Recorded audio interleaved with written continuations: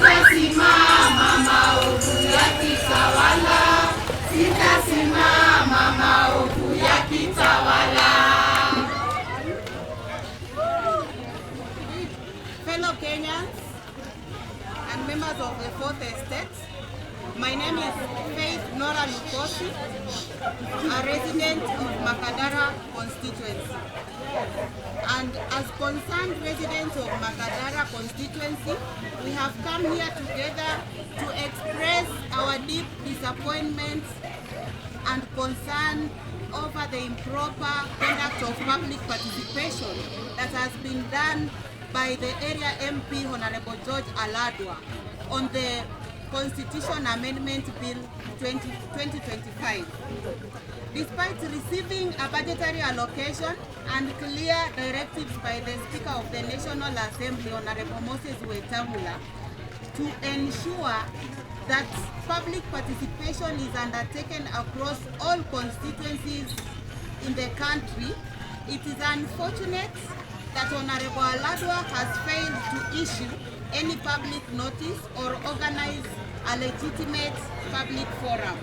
No invitations were extended to Makadara residents, local community leaders, civil society groups, religious representatives, youth, women, or persons with disabilities. Is there any person here who has attended a public participation forum? No! Have we been engaged on the public participation? No! So this is an issue, it's a worrying concern that where we are discussing serious matters of concern for residents of Makadara, we have not been involved in public participation despite having a budget for the same. Instead, our area MP on 5th of May 2025 staged a photo shoot moment at his office with approximately 15 members of his staff and allies, falsely claiming on social media that Makadara residents had turned up in large numbers. This was not public participation. It was a mockery of democracy and an insult to the more than 120,000 registered voters in our constituency. Beyond this most recent betrayal of public trust, Honorable Aladwa, as a member of parliament, has also failed the residents of Makadara in terms of how he has been managing the NGCDF fund. In Makadara, as the audit reports show, the Auditor General has flagged millions of shillings in unsupported expenditures within Makadara constituency. 3.76 million Kenyan shillings spent on domestic travel and allowances had no supporting documentation, while another 51.6 million Kenyan shillings transferred to schools lacked critical records such as delivery notes, project inspection reports, or completion certificates. In the same way, serious procurement violations have been recorded in Makadara constituency. The NGCDF committee made direct payments of 26.5 million Kenyan shillings to contractors, contrary to Section 48 of the NGCDF Act, which requires funds to be channeled through project accounts. Bursary fund management is another biggest challenge with the NGCDF fund in Makadara constituency. Bursary fund management under Honorable Aladwa has been riddled with irregularities over the 3 financial years under review. Between 2020 and 2021 and 2022-2023 financial years, over 18.5 million Kenyan shillings in bursaries were issued without any records showing vetting by the Constituency Bursaries Committee on verified list of beneficiaries, no minutes from vetting committees, and all the mandatory regulations on bursary issuance have been flawed by the NGCDF within Makadara constituency. And this is an issue that Makadara residents are very concerned. Bursary zinaekwa wapi? Ni kina nani wanapata bursaries hii Makadara? Because when you walk around, when you move around Makadara, you realize there are no bursaries that are being issued to the legitimate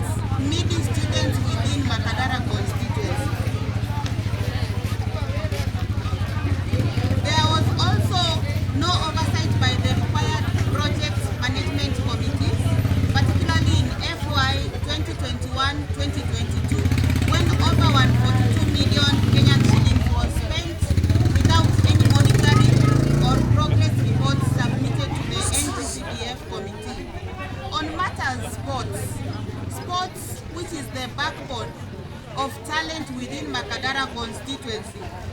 We have experienced an issue of misallocation and mismanagement of the sports kit under the NGCDF. The sports development allocation of 2.6 million Kenyan shillings was spent with zero evidence of how the funds were utilized or who benefited, showing a complete breakdown of accountability mechanisms.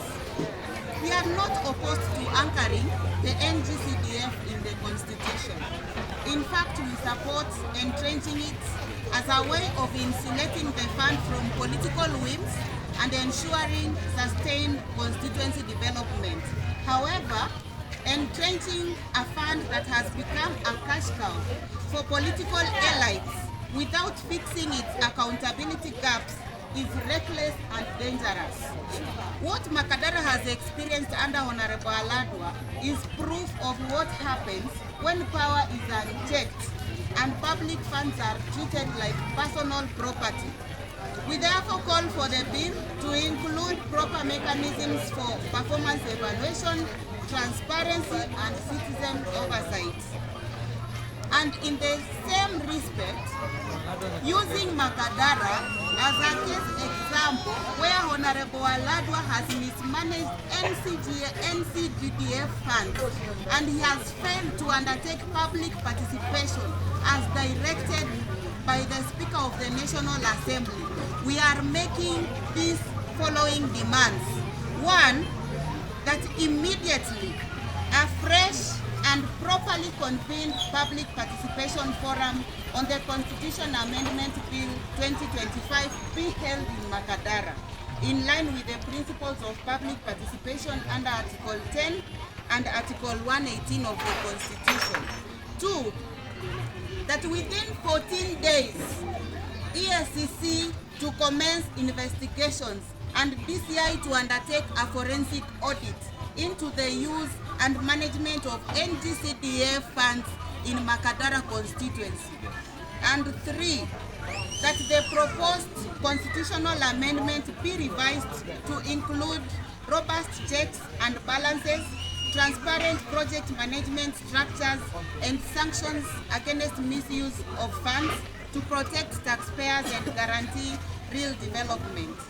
Fellow Kenyans, as Makadara constituency residents, it is really our hope that this NGCDF fund is going to work for us.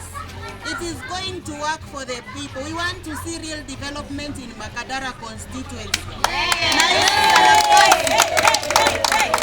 Na tunataka kukataza Aladwa awachane na sarakasi, kuchapa photoshoot kwa maofisi zake na kuonyeshana kwamba amefanya public participation. Awache kukumbuka watu wa Makadara tu kwa time yenye anatembea kwa rallies. Awache, next time akikuja hapa rally tutamfukuza mbio kama mburukenge,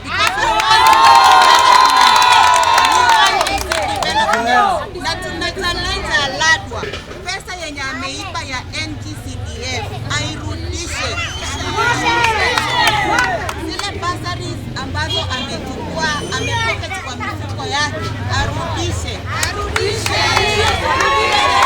Ameiba ya projects za mashule, arudishe. Pesa yenye ameiba ya kutengeneza ofisi yake, amekula 18 million. Sasa anafanyia meeting zake kwa corridor ya KCB building. Arudishe hiyo pesa. So as residents of Makadara, we want accountable and transparent leadership. Makadara viva! Viva!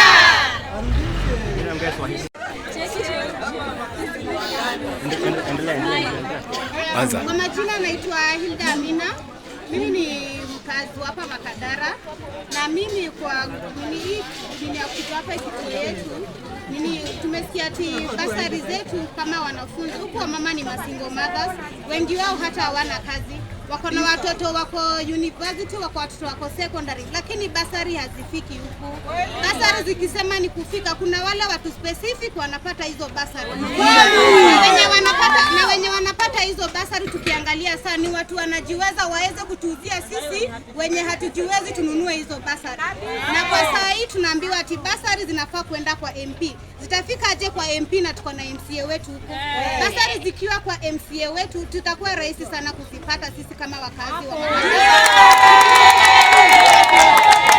Zikifikishwa kwa MP tutapata aje kufika kwa MP? Mimi kama mkazi wa Makadara sijui ofisi ya MP kwa wapi, lakini ofisi ya MCA iko pale mahali naweza endea basari.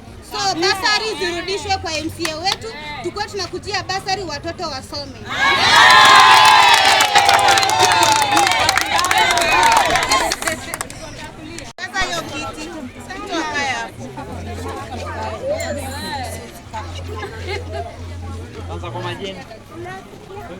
Asante sana. Kwa majina naitwa Ibrahim Nyongo. Niko hapa kwa niaba ya wafanyabiashara wa wodi ya Harambee, nikiwa mwenyekiti wa Mtindo Tourism Association. Tunachukua fursa hii ambayo Mwenyezi Mungu ametujalia leo kuwasiliana na uongozi wetu wa eneo bunge la Makadara pamoja na uongozi wa kitaifa kwa ujumla. Nafasi kama hii, ukiwa wananchi unawaona wamejikusanya hapa na wamekuja kukaa na unasikia kero kwa vijana, unasikia kero kwa kina mama, inamaanisha kuna kile kinawakula ndani kwa ndani. Lakini leo wameamua wajitokeze nje ili waje waeleze, ndio kusudi mwenye masikio naye asikie.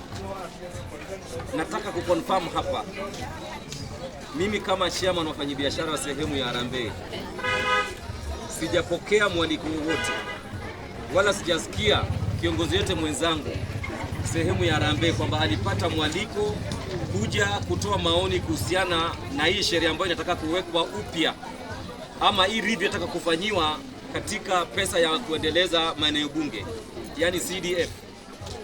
Kwa hivyo ningechukua fursa hii kutuma ombi langu kwa Mheshimiwa Aladwa. It is never too late.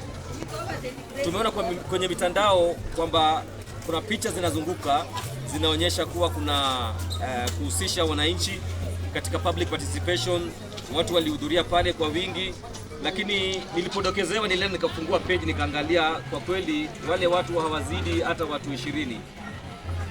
Iko kwenye mtandao, hata mtu mwingine anaweza akafungua page ya Mheshimiwa Aladwa. Na uongozi wa utapeli ndio imefanya hii nchi inazidi kudidimia badala ipate kupiga hatua. Licha na kwamba ushuru zinatozwa kwa wingi, ushuru zinatozwa pakubwa, mwananchi wa kawaida hatupati maendeleo ambayo inaweza ikareflect uzito wa ushuru ambao sisi tunatozwa. Kwa hivyo tungeomba serikali yetu ya ugatuzi, serikali yetu ya eneo bunge na serikali yetu ya kitaifa. Na la pili, ningetaka kumuomba Right Honorable Raila Amolo Odinga pamoja na Mheshimiwa Rais His Excellency William Samoei Ruto, as you engage with your lieutenants, as you send them to the ground, please try to vet your lieutenants who are coming to the ground to engage us, how genuine they are. Because as we can see, the campaign fever is underway. We are giving you the benefit of doubt, the broad-based government. We have no doubt, but we are starting to give it a grade of benefit of doubt. Please, as the campaign fever is approaching us, try and vet your lieutenants that are your mouthpiece on the ground. Like we've said, there is no public participation that was announced. We didn't see any pronouncement that was announced, maybe through social media, inviting different leadership on the ground or any other organization to go and participate in reviewing the CDF Act. So we are requesting the leadership of Harambee Ward, we are requesting the leadership of Makadara in general, please, it is never too late. Just do another round of public participation so that we may come there and give you the views on how we want this money to be governed to us. Hatujakuja hapa kupiga siasa za uchochezi, hatujakuja hapa kupiga siasa za chuki, bali tunajaribu kuweka sauti juu ili uongozi ambao ndio mouthpiece yetu kwenye bunge iweze kufikisha ujumbe, na tunaambia speaker, ikiwa huu muda inaweza kuwa ni mfupi sana, waweze kuextend kusudi the public participation iwe for real. Kwa hayo machache mimi ningeomba nifikishe hapo.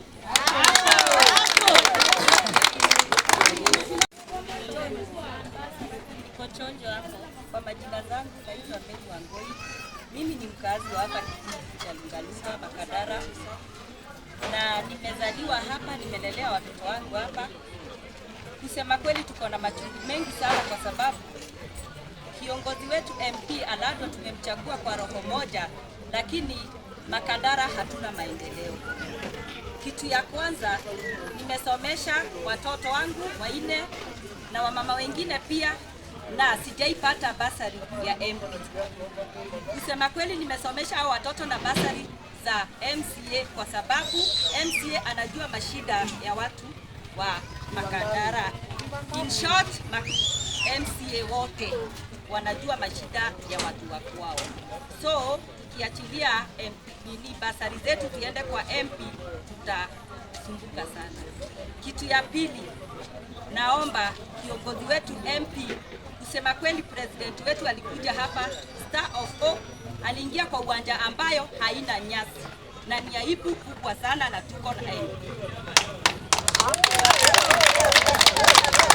Kitu kingine naweza omba Bwana Aladwa, tunaomba utufanyie maendeleo hapa kwetu Viwandani, kwa sababu barabara ni mbaya, watoto wengi hawaendi shule, tuko na disability wengi sana sana. Viwandani tuko nyuma na tulikuchagua na roho safi.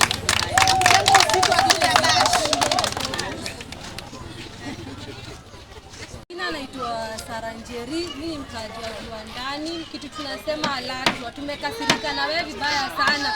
Tukikuta wewe ukitutaka unatupata, sisi tukikuhitaji hatukupati. Aladwa unatukosea, sisi wenyewe tulikuchagua, utusaidie. Sisi tukuonangi, mimi hata kutoka nikuchagua siwezi kwambia nakaa aje saa hii Aladwa. Watoto wetu wameacha shule, hawafikiri na basari. Wengine washakuwa mayang mother, wengine atubuanangi ama nini